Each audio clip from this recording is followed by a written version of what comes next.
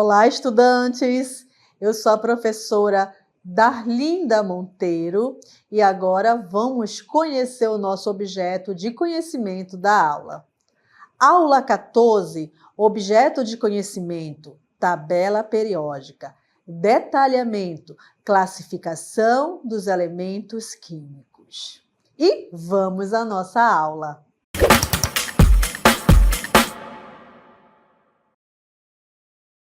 Nesta aula de Química, vamos estudar sobre a tabela periódica. E aqui eu tenho uma frase bem legal, né? A tabela periódica dos elementos químicos, uma janela para o universo. A tabela periódica, ela é uma ferramenta que tem por objetivo organizar e agrupar todos os elementos químicos já descobertos pelo ser humano. O cientista responsável em organizar os elementos químicos, na forma de uma tabela periódica, foi esse cientista aqui, Mendeleev.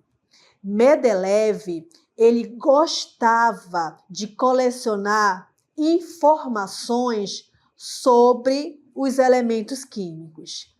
Tem pessoas que gostam de colecionar álbuns de figurinhas, não é verdade? Mas Mendeleev gostava de colecionar todas as informações de elementos químicos descobertos na época. Ele pegava um papel, anotava todas as informações, sabe o que ele fazia? Afixava assim, na parede do seu laboratório.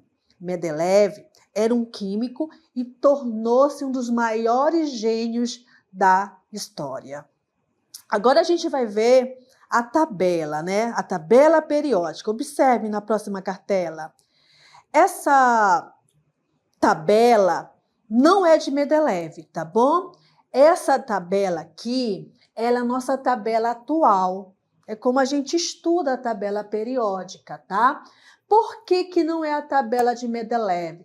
Porque quando Mendeleev, em 1869, tentou organizar esses elementos com propriedades semelhantes em grupo, ele colocou em ordem crescente de massa atômica. E mais tarde, Moseley, ele melhorou a organização, desses elementos em ordem crescente de número atômico, que é a atual tabela periódica. Ela é organizada em ordem crescente de número atômico. Essa é a diferença, tá bom? Da tabela atual para a tabela de Dmitri Mendeleev. Existe aqui algumas vantagens, dessa classificação, gente, desses elementos. Eu coloquei 3 apenas, tá bom? Então, a primeira classificação nos ajuda a compreender as propriedades dos elementos e seus compostos. A segunda, é mais simples estudar, comparar e distinguir as propriedades dos elementos e compostos de diferentes grupos. E a terceira, as propriedades dos elementos e dos seus compostos podem ser previstas com base na sua posição na tabela periódica. Então, na tabela periódica, eu posso encontrar todas as informações necessárias para um determinado estudo, relacionado a um elemento químico, porque ela vai me dar informações importantes de propriedades físicas e químicas desse elemento. Aqui é a estrutura da tabela periódica. A tabela periódica, ela está distribuída em 18 grupos e 7 períodos. Observe na tabela que a linha vertical são os grupos e a linha horizontal são os períodos. Aqui, ó. Então, as linhas, né? As linhas verticais são os períodos. E eu tenho quantos períodos? 7. 7 períodos, tá? 1, 2, 3, 4, 5, 6, 7 períodos. Observe que comigo também que esses elementos que estão fora da tabela periódica, eles pertencem também, tá, aos períodos. A série dos latanídeos pertence ao período 6 e a série dos actinídeos ao período 7. Aí você pode estar com uma dúvida, mas por que esses elementos estão fora da tabela periódica? Existem vários motivos, mas um do motivo maior aqui, gente, por causa da estética, senão a tabela ia ficar enorme, tá bom? E os grupos? Os grupos estão nas linhas verticais, né? E observem comigo que nós temos 18 grupos, olha aqui, né? Ó, 18 grupos aqui. E nós temos aqui também ainda uma nomenclatura de subdivisões, né? Grupos A e grupos B, também chamado de famílias, tá bom? A gente percebe que ainda existe. Só que essa nomenclatura, ela não é mais recomendada pela IUPAC. Então, muitas tabelas atualizadas, vocês não encontram mais essa subdivisão de grupos A e grupo B, tá bom? Então, nós temos aí 18 grupos. E alguns grupos desses, eles recebem nomes especiais. E a gente vai descobrir que nomes especiais são esses de alguns grupos, ok? Então, nós temos aqui o grupo 1, né? Ou família. Então, esse grupo 1, ele é chamado de alcalinos. Todos os elementos dessa família são chamados de alcalinos. Temos o grupo 2, chamada de alcalinos terrosos. Depois, vamos aqui para o grupo 16, também tem um nome específico, é chamado de calcogênios, porque começa aqui com oxigênio, a família do grupo do oxigênio. Temos o grupo 17, chamado de halogênios, e temos o grupo 18, chamado de gases nobres. No meio da tabela, no centro, né, nós temos aqui um grupo chamado de elementos de transição externa. E fora, nós temos os elementos de transição também, né? Esse aqui, da série dos latanídeos e série dos actinídeos. Só que eles são classificados como elementos de transição interna. Então, aqui são algumas informações sobre a estrutura da tabela periódica. Também podemos classificar a tabela periódica, também podemos classificar, né, a tabela periódica usando como base a natureza das características dos elementos, tá? Que são? Posso classificar como sendo metais, não metais e metalóides. Observem comigo que quase metade da tabela periódica, né, aqui na cor rosa, são metais. 78% de todos os elementos que são conhecidos, tá? Eles são metais. Os metais, eles são sólidos a temperatura ambiente. Tem alto ponto de fusão e ebulição, mas tem um elemento químico que ele não é sólido, ele está num estado líquido a temperatura ambiente, que é o mercúrio. Sólidos são maleáveis, né? Quer dizer, metais, né? Os metais, elementos metálicos, eles são maleáveis, são bons condutores de calor e eletricidade. Também temos os não metais. Eles ficam aqui no canto superior direito da tabela periódica. A quantidade é muito pequena, né, em relação aos metais. Os não metais são sólidos, mas podem existir também elementos não metais gasosos, tá? A temperatura ambiente. Agora, eu também tenho uma exceção aqui, que é o bromo, que ele é líquido a temperatura ambiente e tem baixo ponto de fusão e ebulição. Os não metais, eles são maus condutores de calor e eletricidade e eles são muito quebradiços. E tem uma outra classificação dos elementos, que eles são chamados de metalloides. O que é ser um elemento metalloide, né? É possuir características específicas comuns a metais e não metais.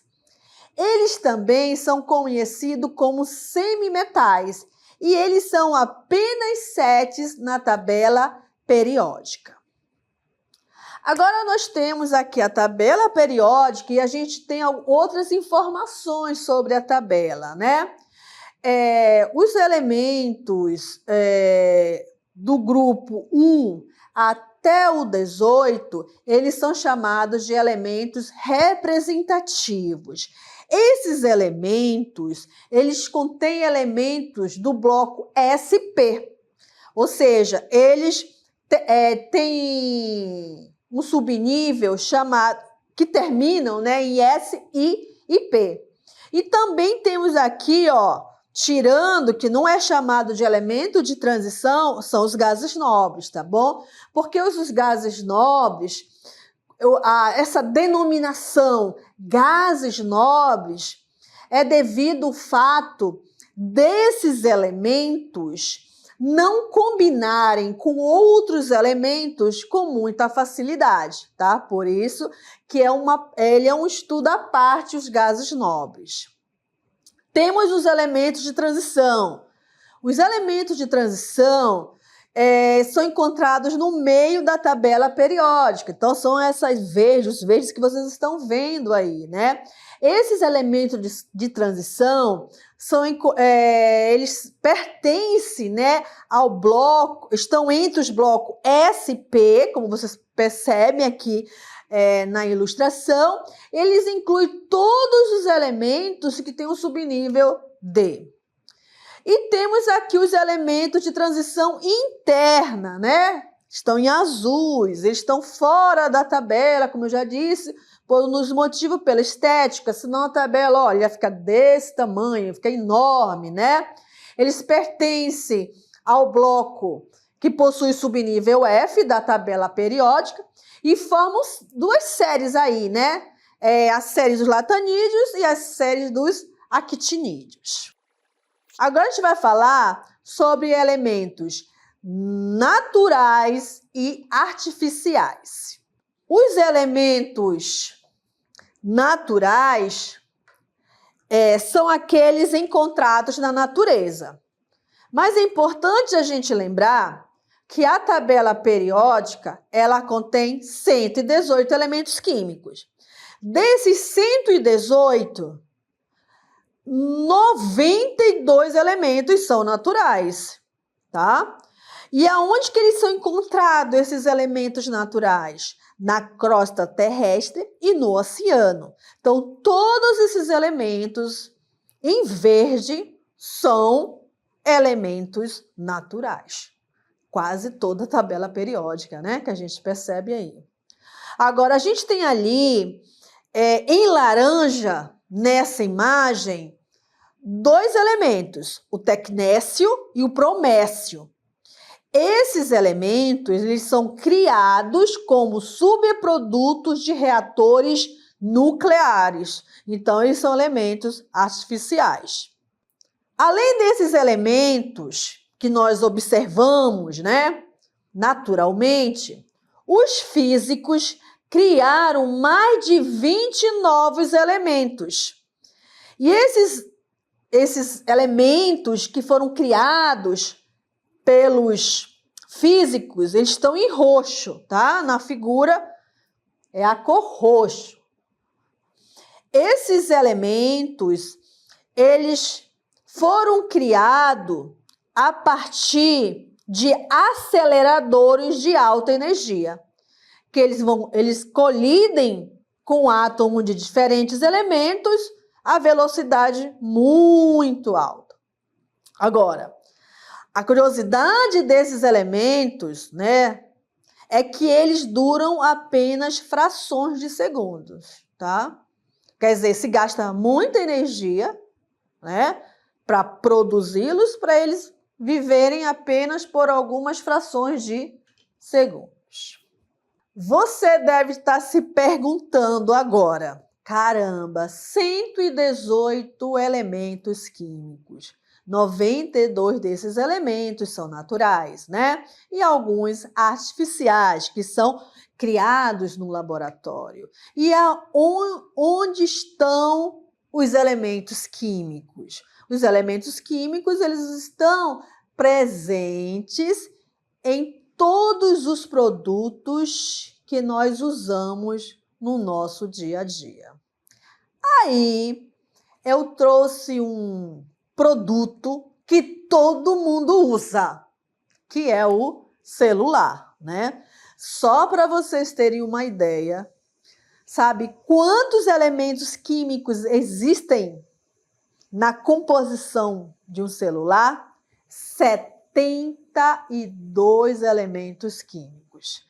Aí a gente observa na ilustração que esses elementos químicos estão presentes na parte eletrônica, na bateria, na tela e na capa, não é verdade? Eles se encontram aí combinados, né, esses elementos, para dar uma resistência aí nos nossos celulares. E a gente encontra ali na parte eletrônica cobre, prata, o ouro em pequenas quantidades, né? Na bateria nós temos o cobalto, temos o oxigênio, temos a presença de carbono. Na tela nós temos ali potássio, né? Nós temos o alumínio e na capa temos carbono, magnésio, bromo. Então, todos esses elementos fazem parte da composição de um celular. Como eu disse para vocês, 72 elementos químicos. Agora vamos falar sobre os elementos radioativos.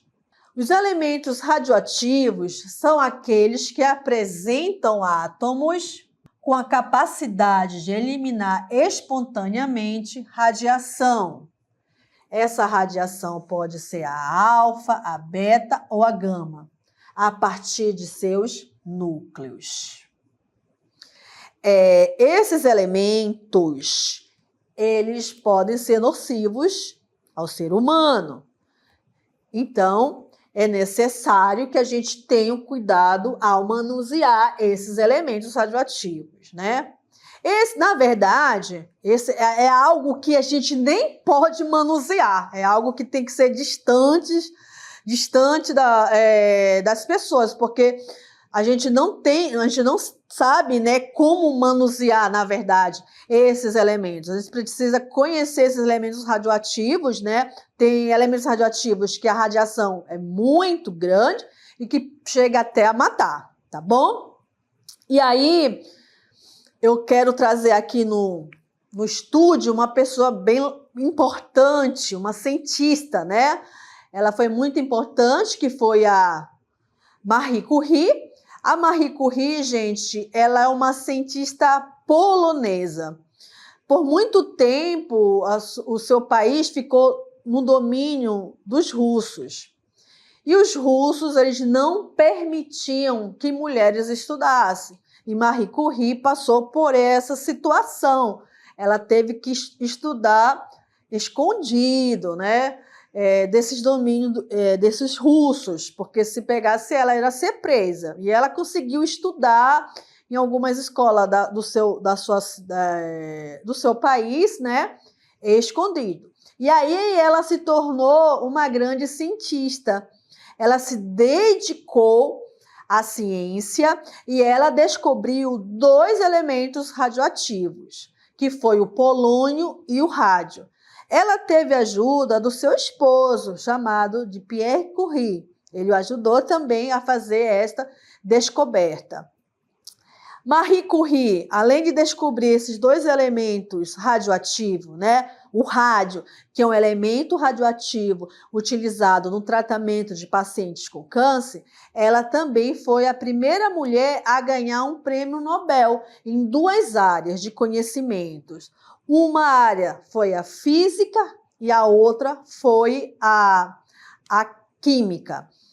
Ela também foi a primeira mulher a lecionar, né, na Universidade de Paris. Aí, pô, professor, mas não, mas na época da Marie Curie isso não era comum, né? Uma mulher ser aceita para lecionar, tá bom?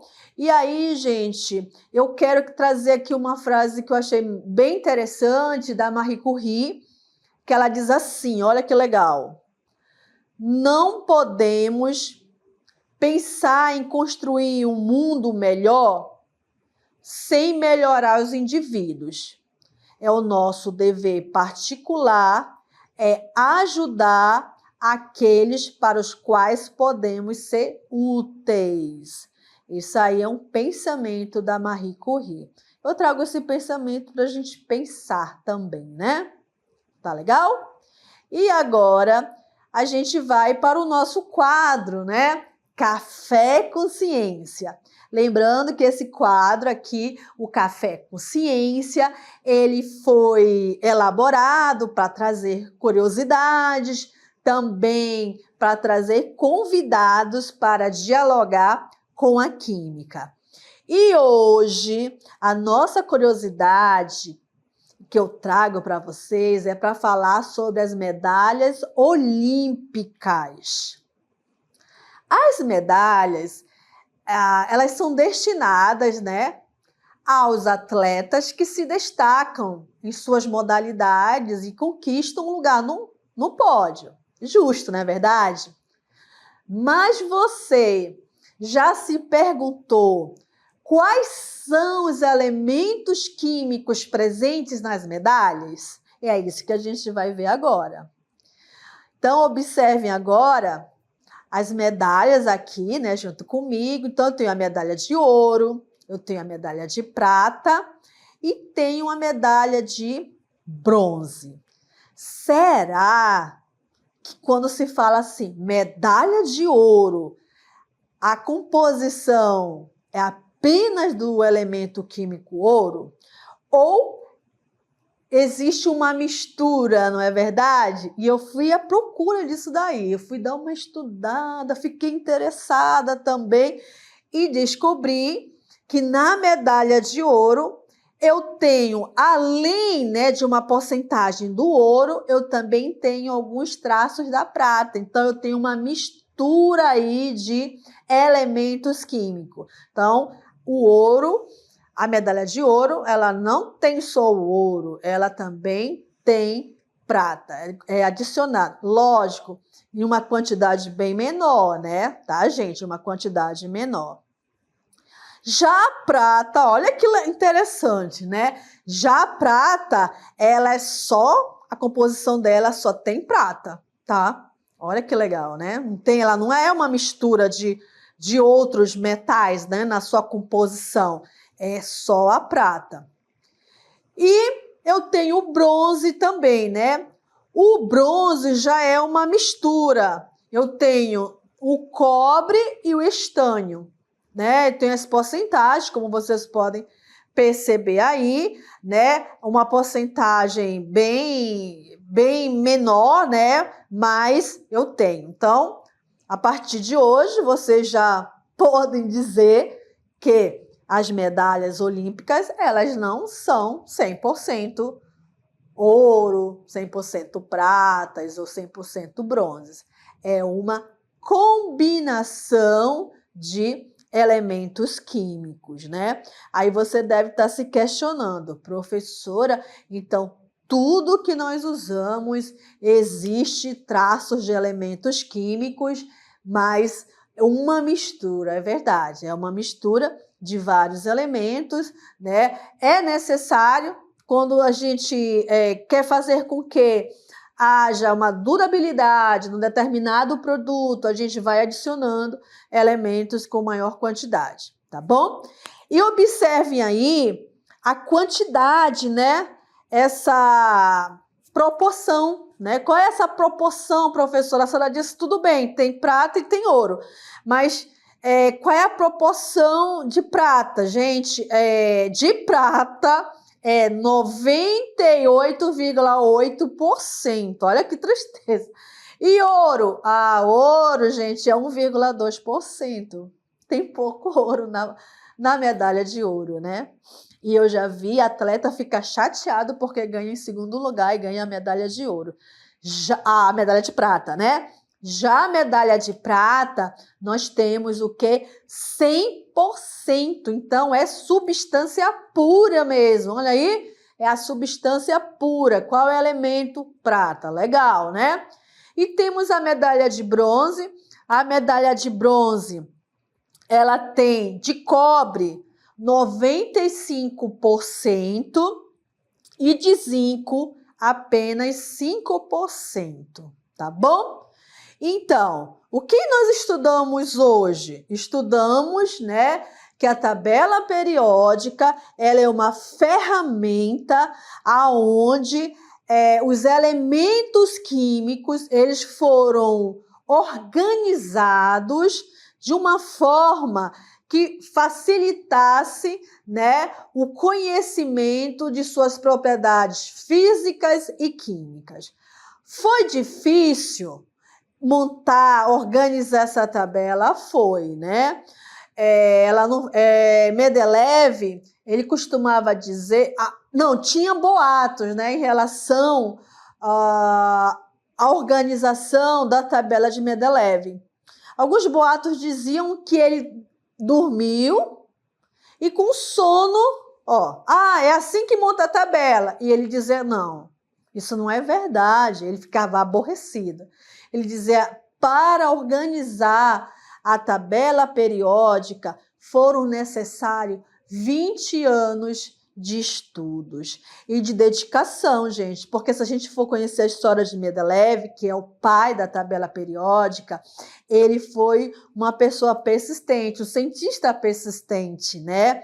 E ele, como foi falado no início, como tem crianças que gostam de colecionar, né, brinquedos, álbuns de fotografia, álbuns de figurinhas, Mendeleev gostava de colecionar informações sobre os elementos químicos descobertos na época. Então, o elemento químico era descoberto, Mendeleev pegava suas anotações, né? Que é a legenda que hoje nós temos, porque ele colocava lá o símbolo do elemento, que é uma das informações que a tabela traz. Ele colocava o símbolo, a massa atômica, o número atômico, ponto de fusão, ponto de ebulição, e trazia algumas informações desses elementos. E ele ficava lá observando, né? E ficava trocando essas legendas, né? Não, esse elemento não pertence a esse grupo. Além disso, ele foi um dos maiores gênios da história, porque ele ainda previu, né, alguns elementos que ainda iam ser descobertos. Tá bom? Que história bonita! E com essa história, nós terminamos a aula de hoje.